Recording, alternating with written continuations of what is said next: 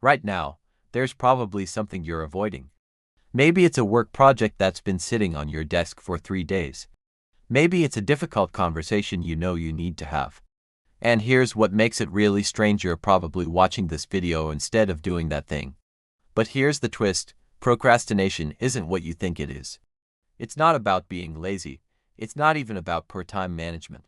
What if I told you that the reason you can't start that important task has almost nothing to do with the task itself? The procrastination paradox. Scientists have discovered something deeply uncomfortable about why we procrastinate, and once you understand it, you can't unsee it in your own behavior. Let me paint you a picture. There's a student named Sarah, composite of real research subjects, who has a thesis due in 2 weeks. She knows it's important, career-defining, even. But instead of writing, she's reorganizing her entire apartment. And here's what's fascinating: her brain is telling her this reorganization is urgent.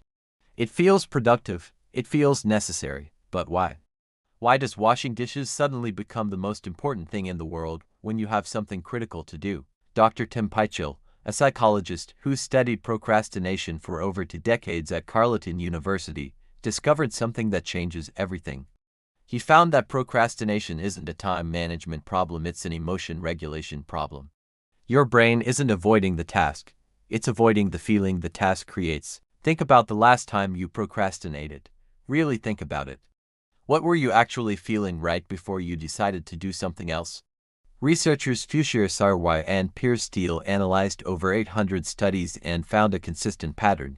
People procrastinate most on tasks that make them feel anxious, bored, frustrated, or inadequate.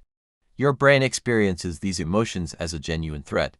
And just like your ancestors ran from predators, your modern brain runs from uncomfortable feelings. But here's where it gets weird. The task itself isn't creating the emotion. Starting your taxes doesn't hurt. Making that phone call doesn't physically harm you. So what's really happening in your brain when you feel that resistance? Neuroscientist Dr. Judson Brewer at Brown University used MRI scans to watch people's brains while they procrastinated. What he found was shocking. The limbic system, your brain's emotional center, was lighting up like a Christmas tree. Meanwhile, the prefrontal cortex, the part that makes rational decisions, was essentially being hijacked. Your emotional brain was winning a war your logical brain didn't even know it was fighting. And get this, the more important the task, the stronger this hijacking becomes. That's why you can binge watch 8 episodes of a show but can't seem to start a 20-minute task that could change your career.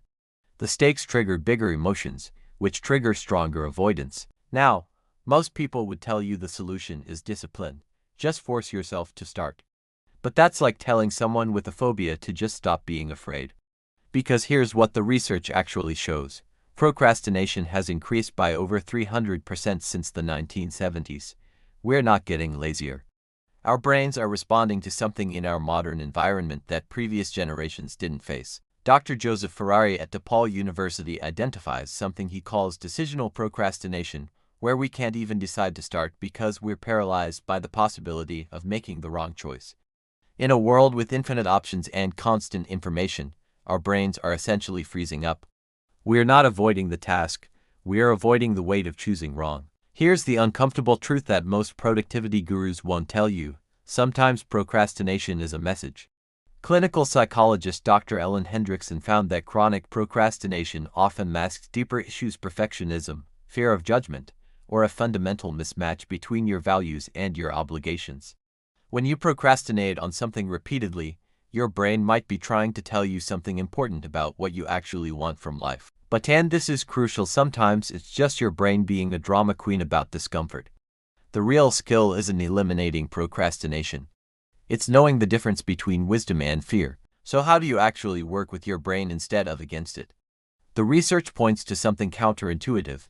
Dr. Pychyl's studies show that the most effective intervention isn't making the task easier or more fun.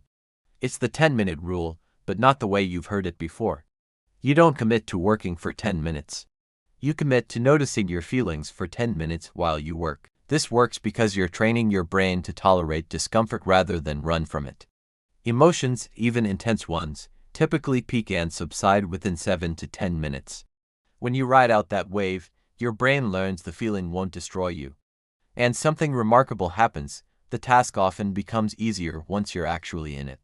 The anticipation was worse than the reality. But there's one more piece to this puzzle that changes everything, and it's probably the reason you're still watching right now instead of doing that thing you're avoiding.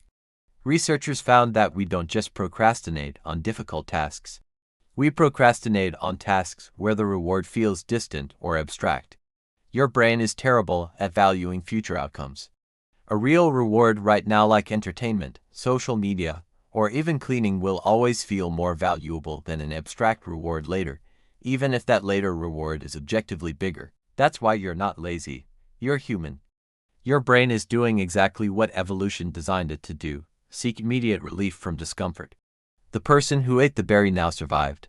The person who waited for a potentially better berry later sometimes starved. So what's the answer? Honestly, there isn't one perfect solution, because procrastination isn't one problem, it's a symptom of dozens of different psychological patterns. But understanding that you're not fighting a task, you're navigating an emotion. That changes the game completely. The next time you feel that resistance, you'll know your brain isn't broken. It's just trying to protect you from a feeling. And feelings, unlike that deadline, won't actually kill you. The question isn't whether you'll feel discomfort. It's whether you'll let that feeling make your decisions. I hope you're not procrastinating before pressing that subscribe button.